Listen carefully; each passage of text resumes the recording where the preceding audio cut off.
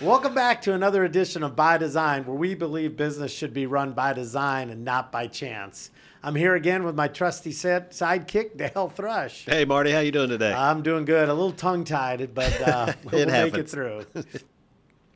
Well, in today's episode, I think this is going to be another fun one where we're going to talk about the 5 biggest mistakes owners make when trying to exit their business. Yeah, there's a lot of pitfalls throughout this process, but we think these are the 5 biggest ones you need to be aware of and keep an eye out for. Yeah, this is a great list because we get asked this question all the time.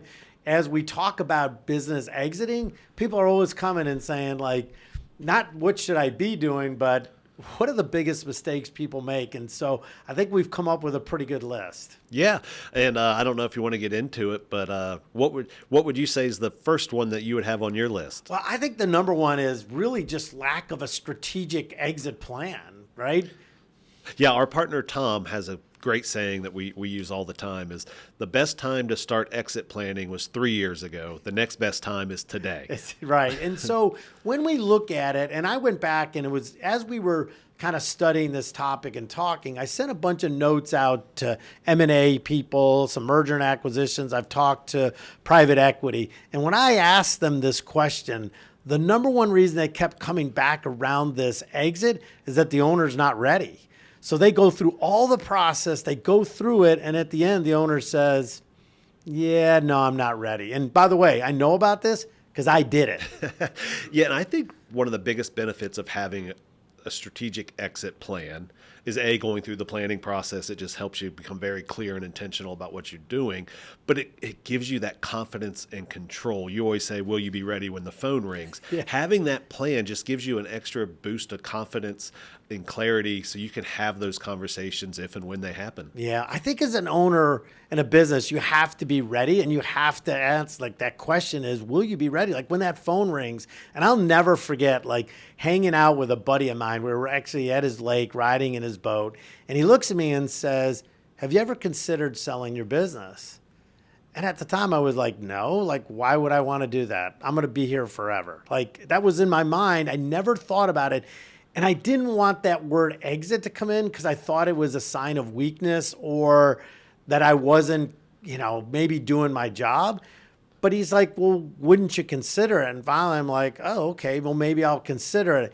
No sooner than a month after we had that conversation, my phone rang and a friend came up and he said, hey, would you consider selling your business? And I kind of went, yeah, I'm willing to listen, but I still wasn't ready. Like, I never thought through the process. And so when it really came down to the letter of intent, I wasn't ready to sell because I hadn't thought through the plan. Yeah, and we all know plans change. Just because you have a plan, it's going to change 100 times, right? Yeah. But the value in a plan is the planning process, and that's where a lot of owners fall short, just because they're busy. They're running a business. They'll say they don't have time to do this, and that's, to me, one of the biggest mistakes you can say is I don't have time to plan for this. Yeah, I also think sometimes, and maybe in my own psyche, is when we think about exiting, we think it's a sign of weakness. Like there's a reason, like we can't win, when in actuality, it's a sign of strength. And so to me, that was one of the things that I love digging into this was by design. Like, why do we talk about by design is even in a healthy business, if you're even thinking about exiting, it's going to make you a better, stronger business to run. Yeah. And let me ask you something, Marty, because I've always wanted to ask you this, and I'm going to do it on camera. Is part of it also you feel like you're letting your employees down? Because you're like, I'm going to sell or exit. Is there a piece of you that's, well, if I do this, then I'm letting all those folks down that decided to join my team and help me grow this? Well, absolutely. I mean, if you're truly in it for the right reasons, to help really grow a business based on your people and your team, yeah, there is a bit of that, like I'm letting people down, when in actuality, it's just a natural progression of any business. Yeah. And I would argue when you go through the strategic planning process, you're going to bring these folks in. They're going to be on the same page. So you're almost helping to eliminate some of that guilt because everyone's in on it. They kind of know what the plan is. They're part of it. Maybe they'll even reap some of the rewards if and when it happens. And so it's an interesting, I just always wanted to ask you that. I want to say one other thing is, well, we always think about that. What's actually wrong about it is it says we think we're the hero of the story. Like, these people can't live without me. Look how great I am. I'm doing all this stuff. And quite frankly, when you start thinking like that, it's kind of selfish. And so to me, putting an exit plan together is not hurting your team. It's actually helping them, because at the end of the day, you can't sell the business without a strong team. And we've talked about this, having a strong operating board. At some point in time, it actually frees your team up to actually grow, because a lot of them just may be stuck because the owner's there.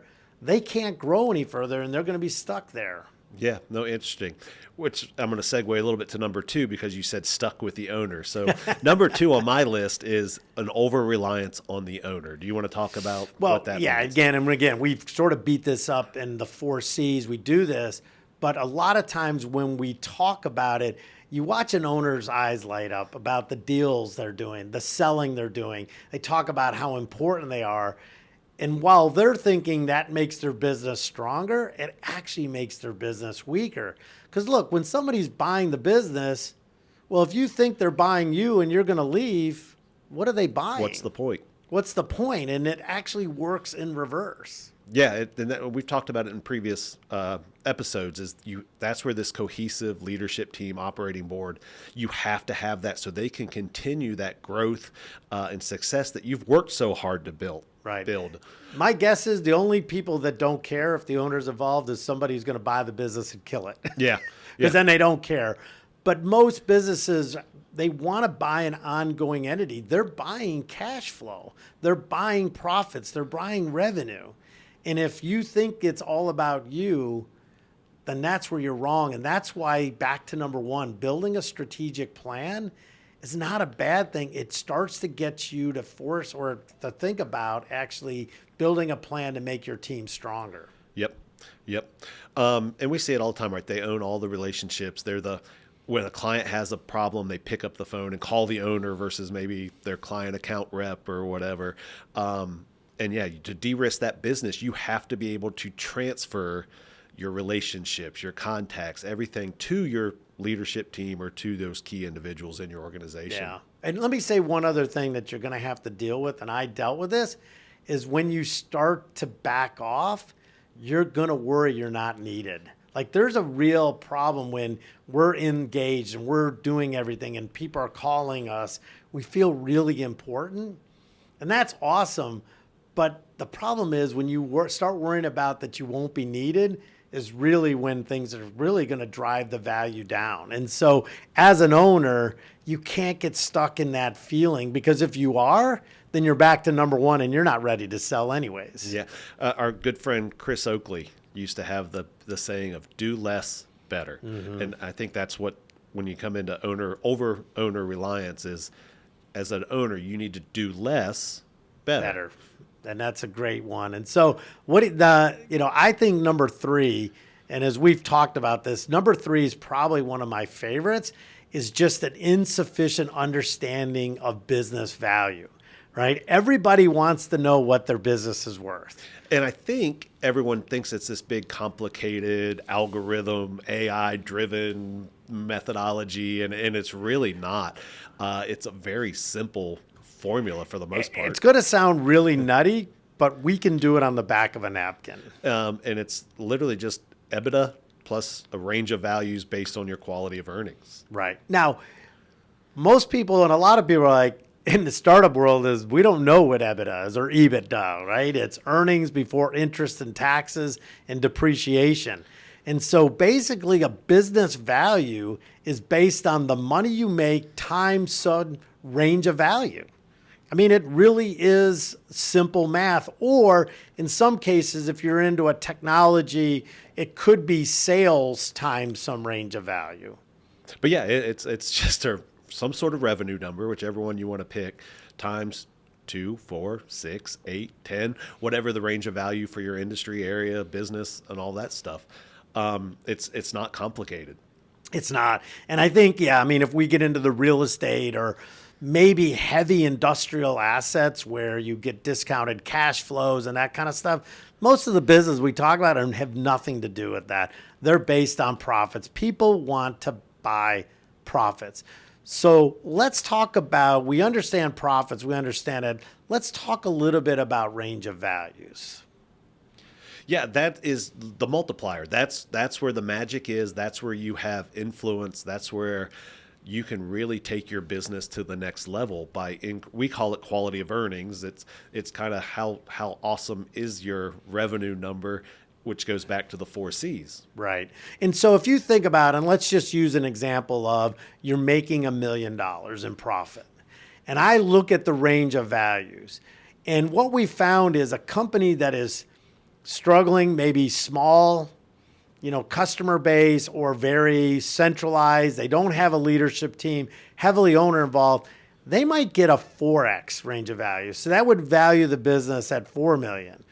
Versus we take somebody who's best in class, that has an operating team, that has a very strategic leadership teams, customer base is very diverse, owners not involved, they may get a range of value as high as 10x. And so now at 10x is 10 million in one business based on how they're running could go anywhere between $4 and $10 million. Yeah, and we call that the value gap. And the good thing about the value gap is you control it. You can put mitigation techniques in place to drive that from a 2x to a 4x to a 6x to an 8x, depending on how much time you have and when you're looking to exit. So you have direct control over that factor. Right. And that's where, when we do it, is yes, you can control profits. Or if we know, let's just, again, say industry average private equity deal is going to be 7.5 times, right, EBIT, and I'm making $1 million today. Well, we now know the business is worth $7 million. Pretty straightforward. But what if we could grow profits? What if we could be more strategic and we grow 1 million to 1.5?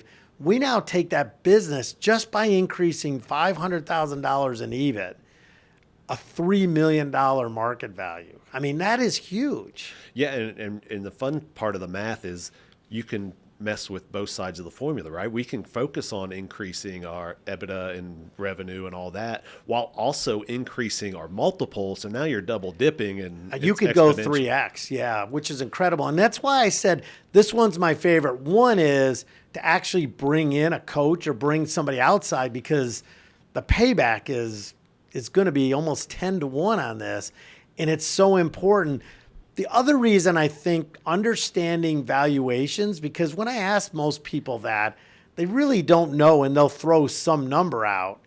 Well, when you have unrealized expectations, if you think, oh, my business is worth, you got $1 million in profits and you say your business is worth 20 million, somehow you have to come up with a 20 range of values. And not many people get 20 times unless they have some patented. So you might want to talk about that. Yeah.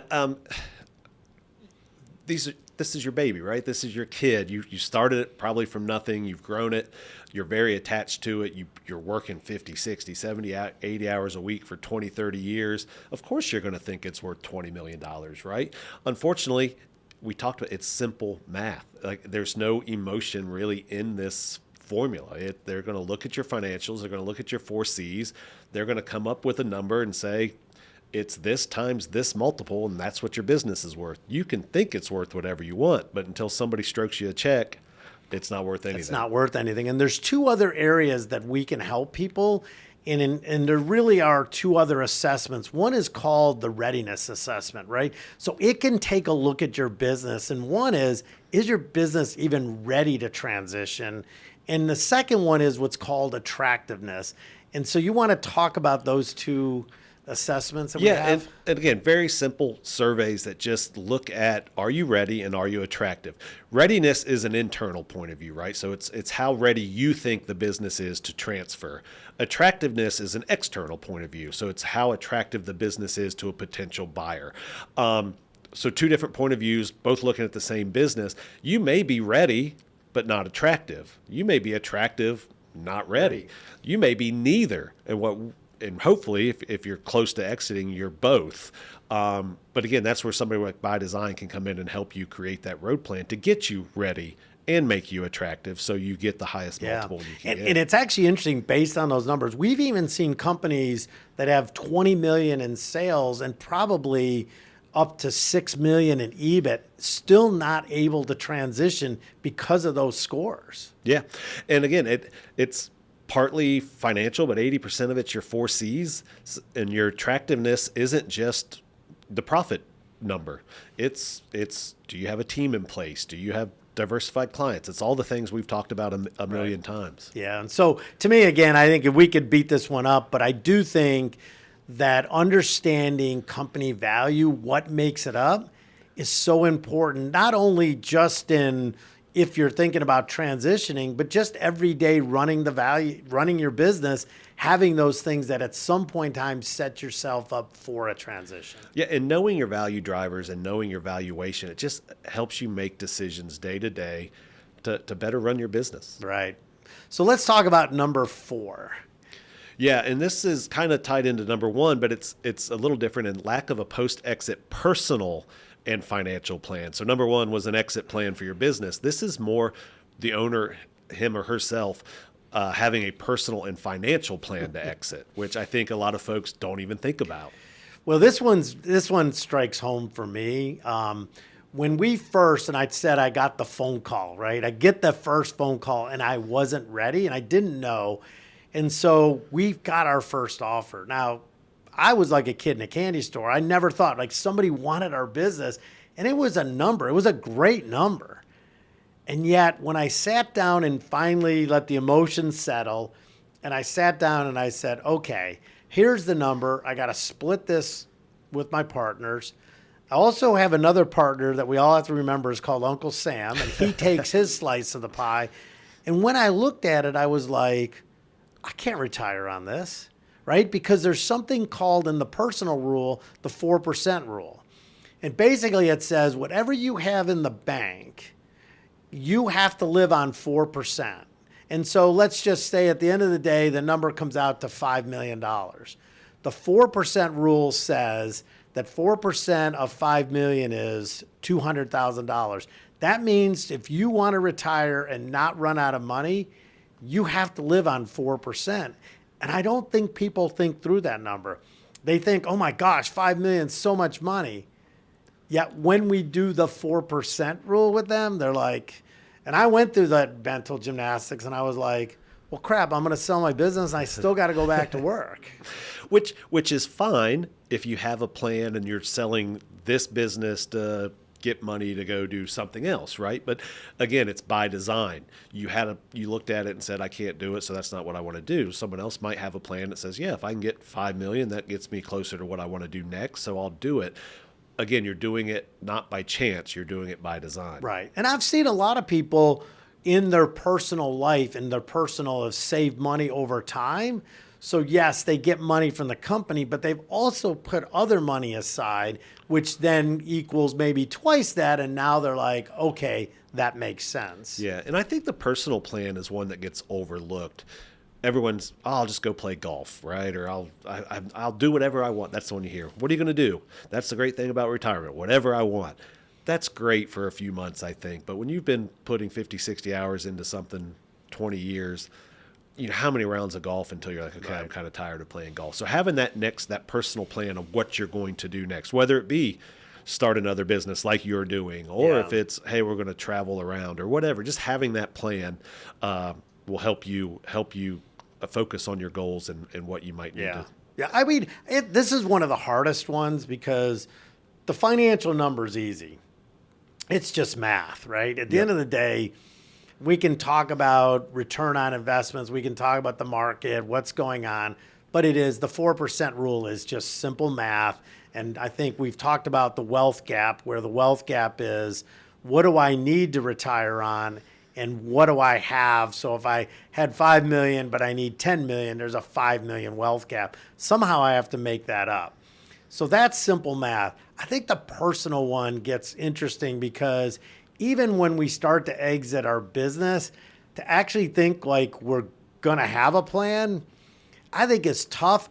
But what doesn't happen, and I think there was a great example where somebody was going to sell their business and we said, what are you going to do? And they said, we're going to move to Colorado. We're going to build a house in the mountains and we're going to live free. And we're like, have you ever lived out in the mountains? No. Have you ever lived where you had no neighbors? No. Like, why do you believe that that's really the next move? And sure enough, 6 months after building this massive house, living out where there was nobody, they went crazy and had to sell the property. So we have to be careful of, we create a fictitious dream that will never come. Yeah. And it's why you got to be honest with yourself, right? And it's, are you really going to be happy up in the mountains by yourself, just you and your wife or whatever? Maybe you will, maybe you won't. But again, the value is in the planning, right? Plans change, you may not end up, but just sitting down and asking the questions, I think really, really helps you get prepared for it. Yeah. I was actually, somebody gave me a book about this called The Second Mountain. And so I think as we sit down as owners, we need to start thinking about this when really our first mountain is building our business, right? We sacrifice almost everything to build this business. We go all in. We work 60, 70 hours a week. We face the stress. And when we sell, we've conquered that mountain. The question always is what's that second mountain? What was it, whether it's charity work, whether it's give back, it's mentoring? I think there is something to think about that second mountain. And it was a real gift to me. And, for me, it was to continue writing, to work with friends and family. And so, yeah, I think you have to look at that. Good. And number 5, to me, is underestimating the complexity and cost of the exit process. Yeah. These are hard. I like number 3, and I talk about number 4. Number 5 can be the one that hurts. Right? Because everybody wants, when they say, okay, I've decided to sell, they think this transaction is going to go quick, and it's not. Right? When we look at typical timelines, even what we found from when we said, hey, would you like to sell your business? Yes, let's start the discussion. We were probably, and this was a strategic deal that they wanted to get done quick. And they always said, we're going to do this quick. It took us 7 months just to get to an LOI and another 4 months to actually get through due diligence. So we're talking almost a year in somebody who is highly motivated to buy. And the other side of it is what you fail to realize is not only time, but now we get lawyers involved, we get accountants involved. And if we're not ready to sell, the worst thing that can happen is you go down the path, you invest all this money, and then you don't like the valuation, and now you have to walk away from a lot of hard-earned money. Yeah, and think about it when you're getting lawyers involved and accountants involved and all this stuff. That's every hour they're working on your stuff, right? You're paying them money, and you do that for a year and you get to the end of the road and decide not to, that's a lot of sunk costs. So I think people do underestimate the complexity and cost of that stuff. And are you willing to go down that route? Do you have a plan? Yeah. Well, I think, and this is kind of interesting for number 5, is a lot of why I believe, we wanted to start by design is for this very reason. Let's be honest. Investment bankers, M&A people, lawyers and accountants are not there working for you. They're there to de-risk the business. They're there to tell you what you can and cannot do, but they're not there to talk about your heart. They're not there to talk about, are you ready? They're not even there to look at the exact value. And so what happens is we get a little bit ahead of ourselves and we start hiring all these people when they're not really there for your side. They're there for a transaction. They get paid on the transaction. And so to me, one of the things that, as you look about the biggest mistake, is before you start hiring all these people, you really need to bring an advisor in who can help you work through this stuff that's not going to charge you an arm and a leg. And 2 is not invested in a transaction happening, but that you make the right decision. Yeah, to me, this almost can loop back into number 1, that lack of a strategic plan.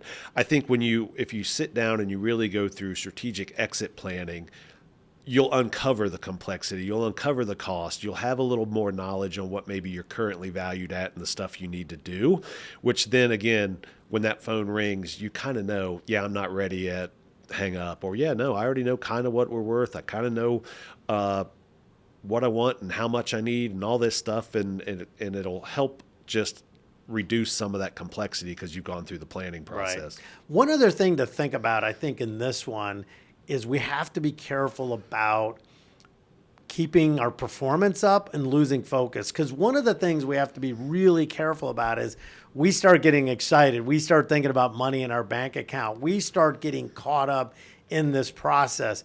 How much revenue does this process bring? Zero. Right? It is a time drain, it's a brain drain, and it's a money drain. And so one of the things that gets a lot of companies in trouble is they get sucked in thinking it's going to be short, and they lose sight on delivering. They lose sight of the business. And what's going to happen if your business dips right before you close? The offer's probably going to dip with it.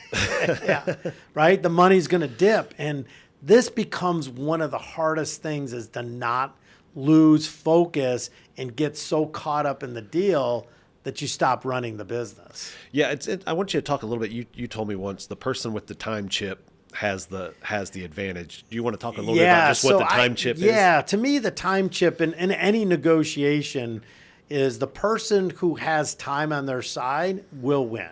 And I always laugh because I went to buy a car for my wife and she wanted a certain car. And I walked in the car dealership and they said, we have one next month, 2 in 3 months, and 1 in 4 months. Which one do you want?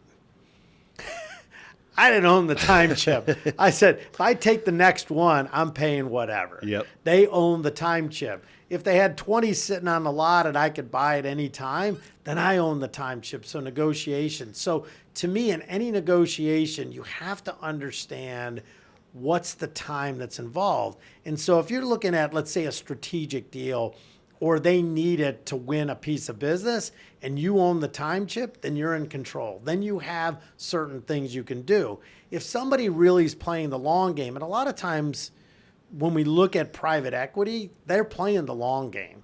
They're in it for the long haul. They're not looking at flipping in a year, 2 years. So when they have the long game, they own the time chip.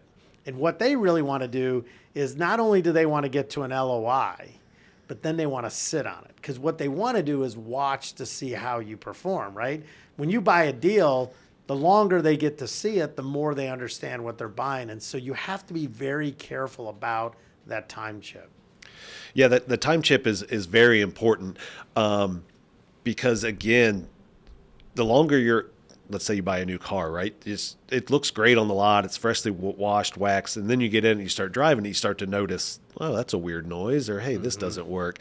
So the longer they can sit on you and just watch to see how you perform, they're either going to get more excited because you're performing, and maybe even you win because revenue's going up, or it goes down and they win because now they're going to, like you said, dip the offer. So I think all 5 of these things are very important, and it's all things that we love helping owners work through. Yeah, I think they need to go through it. So let's go back through the 5 just to recap. Number 1, really lack of strategic plan, right? Lack of really being owner ready. Yeah, just sitting down and working through the questions and goals and what you want to do. Right.